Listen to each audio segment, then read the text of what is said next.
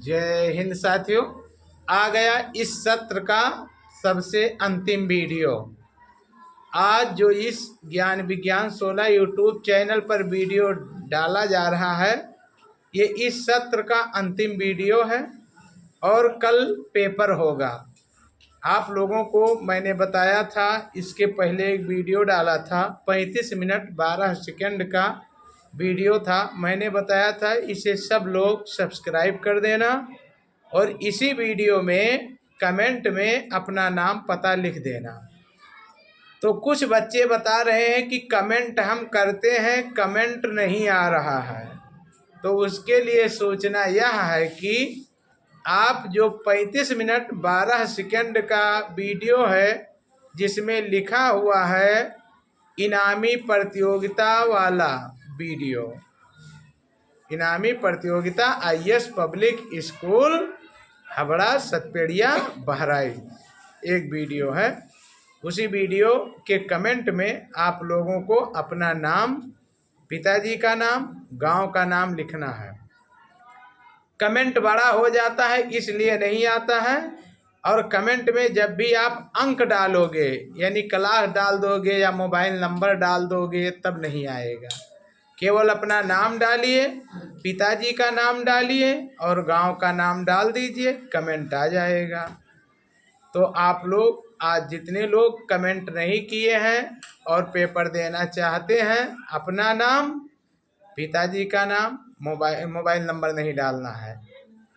और जितने लोगों को पेपर देना है, फटाफट वही 35 मिनट 12 सेकंड के वीडियो के कमेंट में लिख दें। या इस वीडियो, उसमें यदि नहीं हो पाएगा तो जो यह वीडियो डाल रहा हूँ, इस वीडियो के कमेंट में लिख देंगे। क्योंकि वीडियो, सभी वीडियो का कमेंट हम पढ़ते हैं, लेकिन बस इसी 2 वीडियो में, ऊपर के जो अंतिम लेटेस्ट 3 वीडियो हैं, इन्हीं 2-3 वीडियो के कमेंट को हम पढ़ेंगे। यदि एक में कमेंट सक्सेस हो गए तो दूसरे में मत करना। और यदि कमेंट नहीं हो पाता है तो आप IAS पब्लिक स्कूल शाहपुर हबड़ा, थाना पयागपुर, जिला बहराइच, यहाँ पर आप आकर के IAS पब्लिक स्कूल में प्रवेश पत्र, अपना नाम लिखाकर प्रवेश पत्र ले लें। जितने लोगों को डाउट है कि मैं पेपर देने को पाऊंगा या ना पाऊंगा, वह जैसे ही इस वीडियो को सुने, देखें, वह आकर अपना प्रवेश पत्र ले लें। अब पेपर कितने बजे होगा, इसके पहले के वीडियो में मैंने बताया था कि 8 बजे पेपर होगा। कितने बजे? 8 बजे पेपर होगा, शुक्रवार को, अर्थात कल 24 जनवरी को सुबह 8 बजे। लेकिन सुबह कोहरा बहुत छाया रहता है, बच्चे आने जाने में कहीं उनको चोटिल ना हो जाए, कोई अंधियाले में दुर्घटना ना हो जाए, इसलिए पेपर को 2 बजे से रखा गया है। कितने बजे? 2 बजे। 2 बजे सभी बच्चे जो किसी दूसरे विद्यालय में पढ़ते होंगे, वो उस दिन पढ़ने नहीं जाएंगे, सुबह सोकर उठेंगे, अपनी तैयारी करेंगे और 2 बजे आएंगे। कितने बजे? 2 बजे। इस वीडियो को भी आप लोग ज़्यादा से ज़्यादा लाइक करिए, शेयर करिए, ताकि सब तक सूचना पहुँचे। और पूरा वीडियो देखिए, इसमें बहुत अच्छी बातें बताई जाएंगी। तो आप लोगों को, जितने लोग यहाँ पर बैठे हुए हैं, ये सभी लोग जा करके जो आप लोगों के गांव में फार्म भरना चाहते हैं, उन सब से बताएंगे। और यहाँ पर जब लिस्ट बनती है, प्रवेश पत्र जब आप पाएंगे, तो उसके लिए कल भाई 2 बजे पेपर है। तो आज शाम 9 बजे तक, आज शाम 9 बजे तक कमेंट कर देना, ठीक है? आज शाम, यानी 23 जनवरी 2025 को शाम 9 बजे तक आपका कमेंट आ जाना चाहिए। क्योंकि 9 बजे तक इस मैसेज को, कितने पेपर बनने हैं, जहाँ पे पेपर बनकर आएगा बहराइच से, वहाँ पर इसे भेजना रहेगा। क्योंकि उतने ही लिप, उतने ही प्रतिलिप बन के, उतनी ही कापियाँ बन के आएंगी। अतः आप लोग वीडियो को ज़्यादा से ज़्यादा शेयर करिए, क्योंकि टाइम टेबल बदल गया है, तो बच्चे आएँ तो लौटे ना। कल ही पेपर होगा, तारीख नहीं टरा है, लेकिन ठंडक ज़्यादा होने के कारण समय टर गया है। ठीक, अब ये लास्ट वीडियो है, इसे सब तक पहुंचाना। अब टाइम टेबल नहीं कटेगा, ना ही समय घटेगा बढ़ेगा, क्योंकि 26 तारीख को इनाम देना है, 25 को रिजल्ट आएगा।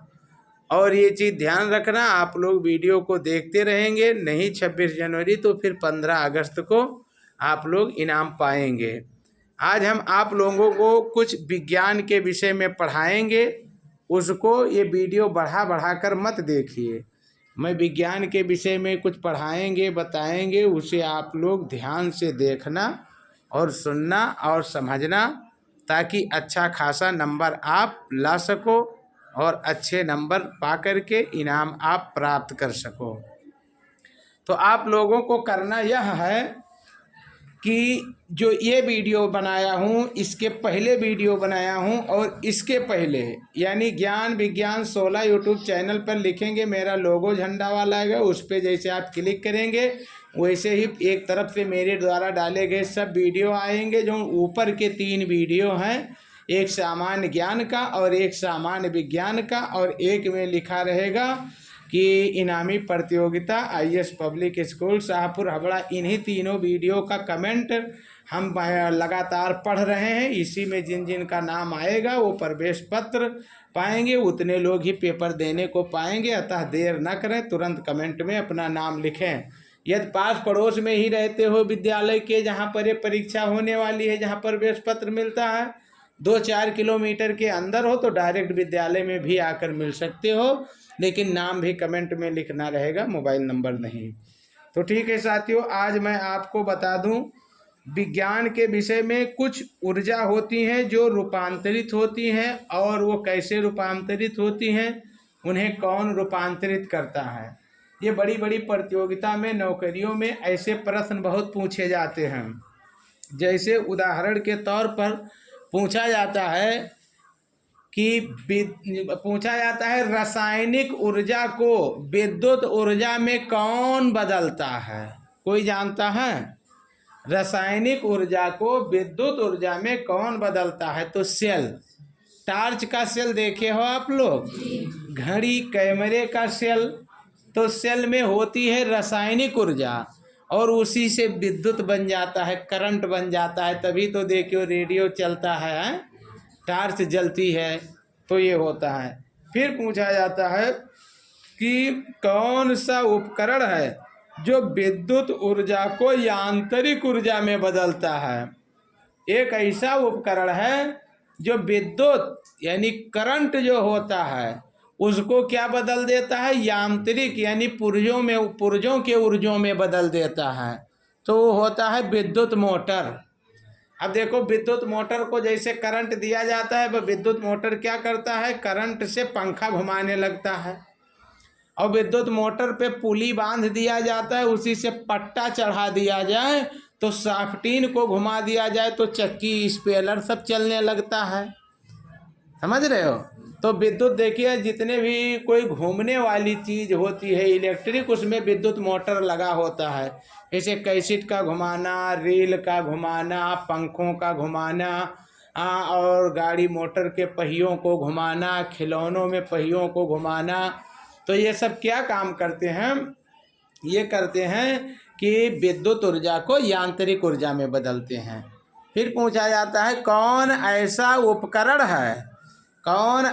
उपकरण है जो यांत्रिक ऊर्जा को विद्युत ऊर्जा में बदलता है, यानी यांत्रिक ऊर्जा को विद्युत ऊर्जा में बदलता है। पूछा जाता है कौन ऐसा उपकरण है जो यांत्रिक ऊर्जा को विद्युत ऊर्जा में बदलता है। तो डायनमो देखे हो, शादी विवाह में जनित्र आता है जिसे जनरेटर कहते हैं, बहुत लोग जगमेटर कहते हैं, और लेकिन उसका नाम है जनित्र, जनरेटर। उसमें बंधा होता है डायनमो। तो उधर एक इंजन होता है पंपिंग सेट जैसा, उसमें डीजल डाल दीजिए, हैंडल मार के चला दीजिए, वो घुमाएगा। उसके अंदर जो आर्मेचर लगा होता है डायनमो में, उसे वो घुमाएगा, और जब वह घूमता है तो उसके अंदर क्या बन जाता है, विद्युत।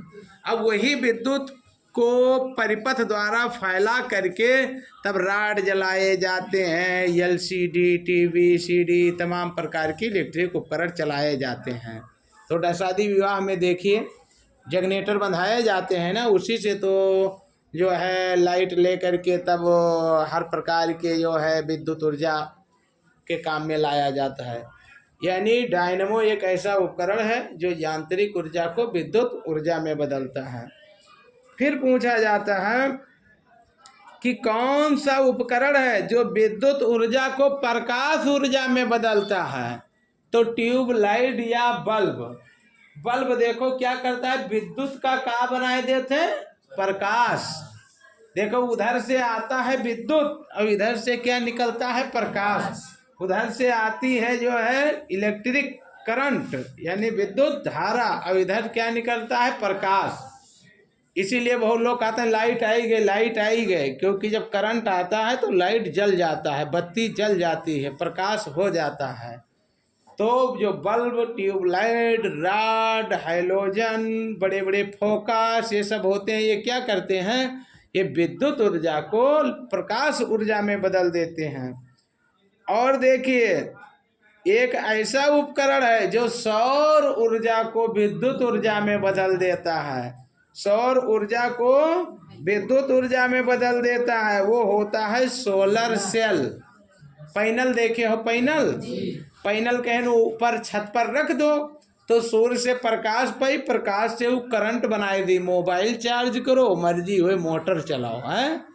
तो देखो वो क्या करता है, वो प्रकाश ऊर्जा को विद्युत ऊर्जा में बदल देता है। अब तुमसे पूछा जाता है कौन ऐसा चीज है जो रासायनिक ऊर्जा को प्रकाश व ऊष्मा में बदलता है? रासायनिक ऊर्जा का प्रकाश और ऊष्मा में बदलता है, तो वो होता है दीपक, मोमबत्ती। देखो उसमें डीजल, पेट्रोल, मिट्टी तेल जो भी डालो आप जलता है, या मोमबत्ती में देखो धागा लगा होता है, तो जलने की क्रिया रासायनिक होती है। जलने की क्रिया को क्या होती है, रासायनिक। तो मोमबत्ती जब जलती है तो रासायनिक क्रिया होती है। और रासायनिक क्रिया में क्या होता है, मोमबत्ती में जब रासायनिक क्रिया होती है प्रकाश और ऊष्मा निकलता है, लाइट भी रहता है और हाथ लगाओगे तो जल जाओगे। तो ये मोमबत्ती का काम होता है। अब रासायनिक ऊर्जा किसे कहते हैं? रासायनिक ऊर्जा समझते हो किसे कहते हैं? जब कोई परिवर्तन हो और परिवर्तन का कारक हटा दिया जाए, वस्तु पुनः अपने अवस्था में ना आए, तो उसमें समझिए रासायनिक क्रिया हुई। जैसे दूध में थोड़ा गर्म करके दूध, उसमें जो है घी दही डाल दो तो सब दही मक्खन बन जाएगा, दही यानी दही मट्ठा या सजाव बन जाएगा। अब कहो उससे थोड़ा दही निकाल ले फिर दूध बन जाए तो बनेगा? फिर नहीं बनेगा। कागज को जला दो तो राख बन जाएगा, अब राख को कितनों कोशिश करो दोबारा कागज नहीं बन पाएगा। तो ये कौन सी क्रिया हो गई? रासायनिक क्रिया। ठीक है। अब बर्फ है, गरम कर दो, पानी बनेगा, पानी गरम करो, भाप बनेगा, भाप को ठंड करो, पानी बनेगा, पानी को ठंड करो तो बर्फ बन जाएगा। तो ये भौतिक क्रिया है। ठीक है। अब लोहा है, लोहा को पीट दीजिए तो चद्दर बन जाएगा, फिर चारों से पीट करके बटोर दीजिए तो गोला बन जाएगा। तो ये कैसी अभिक्रिया है? ये भौतिक अभिक्रिया है, जिसमें अवस्था परिवर्तन हो जाए लेकिन उसका रासायनिक संगठन ना बदले, रासायनिक संरचना ना बदले, और पदार्थ को कारक हटा देने पर वह दोबारा जो है अपने अवस्था में ना आए, तो रासायनिक क्रिया होती है। और एक बहुत अच्छा क्वेश्चन है, कौन ऐसा उपकरण है जो ध्वनि ऊर्जा का विद्युत ऊर्जा में बदलता है? ध्वनि, तुम बोली हो उका बनाई दी, करंट बनाई दी, ध्वनि आवाज का, वो होता है माइक्रोफोन। माइक्रोफोन होता है वो ध्वनि को विद्युत ऊर्जा में बदल देता है। जैसे एक माइक्रोफोन है, अब उसके अंदर तुम बोलोगे तो मुँह से जाएगा ध्वनि और वो बना देगा करंट, और वो तार लगा रहेगा, तार जा करके और वहाँ मोटर में मशीन में लगेगा और वहाँ पर वो पहुँचा देगा, साउंड तक पहुँचा दे है। देखो नृत्य नाच संगीत होते बोला जाता है यहाँ, वो बोलाते हैं वहाँ साउंड। अब आवाज़ किसे जाते है? तार से। तो तरम दे आवाज़ नहीं जाती, बोल तो इससे ही बना देते हो का ध्वनि ऊर्जा को विद्युत ऊर्जा में, विद्युत ऊर्जा जा करके वहाँ, और फिर जब वहाँ पर स्पीकर लगाओ तो विद्युत ऊर्जा को ध्वनि ऊर्जा में बदल देता है। वो फिर उधर वाले ध्वनि सुनिए। कोई कोई चीज़ में केबल नहीं लगा होता है तो वो डायरेक्ट चेंज कर देता है ध्वनि ऊर्जा को विद्युत ऊर्जा में। तो इस प्रकार से यहाँ पर बताया गया है कि कुछ ऐसे उपकरण हैं जो ऊर्जा का रूपांतरित करते हैं। आप लोगों को और भी विज्ञान में कुछ चीज़ें बता दें कि पदार्थ की कितनी अवस्था होती है, आप लोग जानते हो? 3। कौन कौन? बहुत सही। ठोस, द्रव, गैस। पदार्थ की 3 अवस्थाएं होती हैं। और ये आप जानते हो आकाश नीला क्यों दिखाई देता है? आकाश का नीला दिखाई देना वायुमंडल में विद्यमान धूल के कणों द्वारा प्रकाश के परिकिरण से होता है। यानी आकाश नीला क्यों दिखाई देता है? प्रकाश के परिकिरण के कारण। जो प्रकाश का परिकिरण होता है उसी के कारण आकाश क्या दिखाई देता है? नीला दिखाई देता है। यदि वायुमंडल ना रहे, धूल के कण ना रहे तो आकाश नीला दिखाई नहीं पड़ेगा। तो आकाश नीला दिखाई देने का कारण है धूल के कणों के, वायुमंडल में उपस्थित धूल के कणों के कारण प्रकाश का परिकिरण। ठीक। एक चीज़ और ध्यान रखिए कि तरंगदैर्घ्य जो बैगनी और नीले किरणें के होती हैं उनका परिकिरण सबसे ज़्यादा होता है। यानी सबसे कम तरंगदैर्घ्य होता है बैगनी और नीले किरण का। यानी बैगनी और नीले किरण का तरंगदैर्घ्य अर्थात जो है तरंगदैर्घ्य सबसे कम होता है, इसलिए इसका परिकिरण सबसे ज़्यादा होता है। जिसका तरंगदैर्घ्य कम होगा उसका परिकिरण सबसे ज़्यादा होगा। इतना समझिए, जिसका तरंगदैर्घ्य कम होगा उसका परिकिरण सबसे ज़्यादा होगा। तो बैगनी और नीला रंग ऐसा होता है जिसका तरंगदैर्घ्य कम होता है, अर्थात जिसका परिकिरण ज़्यादा होता है। अब यही एक सवाल और पूछा जाता है कि क्या कारण है सूर्य निकलते समय और डूबते समय लाल दिखाई देता है? तो जब सूर्य निकलता होता है तब सूर्य की किरणें वायुमंडल से क्षैतिज होकर गुजरती हैं। उसको वायुमंडल में बहुत दूरी तक रास्ता तय करना पड़ता है, जिसमें से जो लाल रंग होता है उसका परिकिरण सबसे कम होता है। इसलिए लाल रंग आपके आँखों तक पहुंच जाता है, सूर्य तब लाल दिखाई पड़ता है।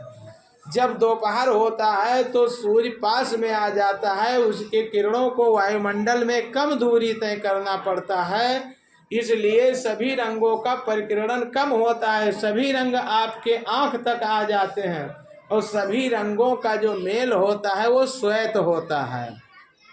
तो आप ये जाने रहिए कि नीले रंग का तरंगदैर्घ्य सबसे कम, परिकिरण सबसे ज़्यादा। तो जब उसका परिकिरण हो जाएगा, बिखर जाएगा पूरे वायुमंडल में, तो नीला दिखाई पड़ेगा। समझ रहे हैं बात? तो अब फिर कभी कभी पूछा जाता है तूफान आने का क्या कारण है? तो इसका मुख्य कारण होता है गर्मी के दिनों में किसी स्थान की वायु गर्म होकर तेजी से प्रसारित होती है, जिसके कारण वह स्थान ग्रहण करने के लिए दूसरे स्थान की वायु आ जाती है। जैसे एक लड़का कहीं से उठकर चला जाए तो उसका स्थान ग्रहण करने के लिए दूसरा लड़का आकर बैठ जाएगा। तो एक लड़का उठकर जाए, दूसरा है, जैसे चुपचाप सब लोग देखो बैठे हो तो इसमें कोई हलचल तूफान है। लेकिन एक लड़का वहाँ से उठकर जाए, दूसरा एक वहाँ बैठे, तीसरा उठकर जाए, चौथा एक वहाँ बैठे, पांचवा उठकर जाए, छठा एक वहाँ बैठे, तो ऐसे एक हलचल मच जाए ना, तूफान आ जाए उठा बैठी माँ, लागी बिल्कुल बवाल होएगा। तो जहाँ वायुमंडल में गर्मी पड़ती है तो वहाँ की वायु जो होती है हल्की होकर ऊपर उठती है, तो उसका स्थान लेने के लिए अलग की वायु आती है। इस प्रकार वायु धीरे धीरे गतिमान हो जाती है और तेजी से चलने लगती है, चक्रवात टाइप का, बस तूफान आ जाता है। प्रेशर कुकर में खाना कभी कभी पूछा जाता है जल्दी क्यों बन जाता है?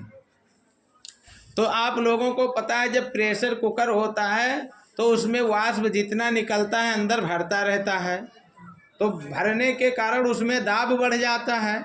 और जब दाब बढ़ेगा तो ताप बढ़ेगा। जैसे एक बोरी है, बोरी के अंदर घास आप शाम का छील लेके आओ, हरी हरी घास, और फुल बोरी में भर के रख दो। सुबह घास निकली हो तो इसे हरा हरा निकली, और शाम का खूब लात से ठूस ठूस के हरी हरी घास भर के उसी के बोरी रख दो, तो सुबह देखियो सब पकुस जाई, एकदम पीली घास पड़ी जाई। पड़ी है ना पड़ी है? क्यों? क्योंकि ज़्यादा जब दाब बढ़ी तब ताप बढ़ी, ताप बढ़े से घास उबल जाइए और गरम गरम निकली घास उसमें निकलेगा ना, क्योंकि दाब से ताप बढ़ जाता है। तो प्रेशर कुकर की भाप वाष्प बाहर निकलती नहीं, अंदर भरी रहती, इसलिए दाब बढ़ जाता है। और जब दाब बढ़ता है तो ताप बढ़ता है, और जब ताप कोई चीज़ का बढ़ जाता है तो उसका वो क्वथनांक कम हो जाता है, इसलिए दाल जल्दी उबलने लगती है। तो यही कारण है कि प्रेशर कुकर में दाल जल्दी बन जाती है। फिर कहते हैं यदि कमरा बंद रखा जाए तो भी बाहर आवाज़ क्यों चली जाती है? जैसे ये कमरा है, इसको बंद कर दिया जाए और बाहर कोई बोलता है फिर भी आप सुन लेते हो। ऐसा क्यों होता है? क्योंकि ठोस में भी ध्वनि गतिमान रहती है। और ये भी बहुत ज़्यादा पूछा जाता है कि जो ध्वनि की चाल ठोस में सबसे ज़्यादा होती है कि दरों में कि गैस में? कोई बताओ। ठोस में। ठोस में ध्वनि की चाल सबसे ज़्यादा होती है, दरों में उससे कम और गैस में उससे कम। जबकि ये लगता है कि बिल्कुल गलत है, क्योंकि अब वहाँ कोई बोलता है खुले वायु में खड़े हो तो आप ज़्यादा दूर तक सुन ले हो, पानी में बोली तो कम दूर तक सुन पाई हो, और ठोस कोई दीवार में बोली तो आप जो है तनिको न सुन पाई हो। लागत है अपोजिट है। लेकिन ऐसा नहीं है, ध्वनि को चलने के लिए माध्यम की ज़रूरत होती है। जब वायु में कोई बोलता है तो जब हम बोलते हैं तो मुंह से जो वायु निकलती है उससे जो कंपन प्राप्त होता है कान के पर्दे तक टकराती है तो हम लोग सुन पाते हैं। यदि वायु हटा दिया जाए तो बगल में ही कोई बोलेगा, आप सुन नहीं पाओगे। तो अब दरों में उसकी रफ्तार और ज़्यादा हो जाती है और ठोस में सबसे ज़्यादा। उदाहरण के तौर पर ट्रेन आ रही हो, अब ट्रेन आपको दिखाई ना पड़ती हो, ट्रेन बोलती हो ना, लेकिन उसके पटरी पर कान रखोगे तो ट्रेन आती होगी तो उसमें आवाज़ झनझन झनझन आएगी। ये कुत्ता देखो ज़मीन पर रखे रहता है कान, सोता है कान ज़मीन पर रखता है, अब वैसे तुम चलियो ना सुन पाई, लेकिन ज़मीन पर रखे रहा तो उन्हें पैर के धमक से वो सुन ले है तुरंत कि कोई आ रहा है और भाग जाएगा। तो ठोस में अभी देखो हवा पीटी हो तो कम आवाज़ निकली, ठीक, अब पानी पीटी हो तो कुछ ज़्यादा निकली। अब जब तक ठोस हो यानी लोहा घंटा ये सब पीटो तो खूब आवाज़ निकलता है। तो ठोस में आवाज़, अव्वल ईटा पीटी हो तो ज़्यादा आवाज़ निकली, खूब पका हुई, लाल पेटी में कम निकली, कच्चा ईटा तो भूख से फूटी। तो ठोस में आवाज़ ज़्यादा होती है, यानी ठोस में आवाज़ की चाल ज़्यादा होती है, दरों में उससे कम और गैस में उससे कम, निर्वात में कुछ भी नहीं। लेकिन प्रकाश इसके उल्टा होता है, निर्वात में और वायु में प्रकाश की चाल एक समान होती है, दरों में उससे कम होती है और ठोस में प्रकाश की चाल होती नहीं है। जैसे अभी ब्लैक बोर्ड है, ब्लैक बोर्ड में मुंह लगाकर हम बोले उधर आप कान लगाए रहो सुन ले हो, लेकिन ब्लैक बोर्ड के इधर टार्च हम जलाई दी लगाए के तो उधर न दिखाई। तो ये बातें होती है। तो अब जितने भी चीज़ इसमें बताया गया इसको आप लोग सुनना, और इसमें कमेंट में जितने लोगों को पेपर देना होगा वो लिखेंगे। कल शुक्रवार है, नमाज के बाद 2 बजे यहाँ पर सब लोग पहुँच जाना। जितने लोगों को पेपर देना होगा एक ब्लैक पेन एक पैड लेकर आना है, बाकी कुछ नहीं लेकर आना है। और आप लोग कमेंट में नाम लिख दीजिए जितने लोगों को पेपर देना है। इस वीडियो को भी खूब शेयर कर दीजिए क्योंकि समय बदल गया है। जय हिंद, जय भारत। फिर मिलेंगे। Okay, bye.